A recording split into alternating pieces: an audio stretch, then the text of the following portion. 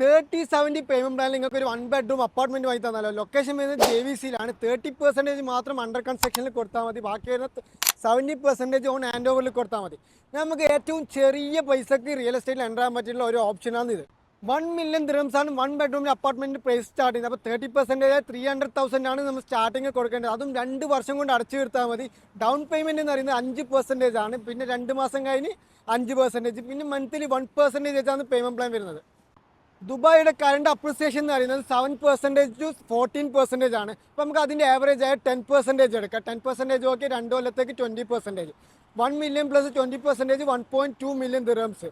അപ്പോൾ നമ്മൾ ഇത് ഹാൻഡ് ഓവറിൽ റീസെയിൽ ചെയ്യുകയാണെങ്കിൽ നമുക്ക് ഏകദേശം ഏറ്റവും ചുരുങ്ങിയത് 1.2 മില്യൺ ദിർഹംസ് കിട്ടും.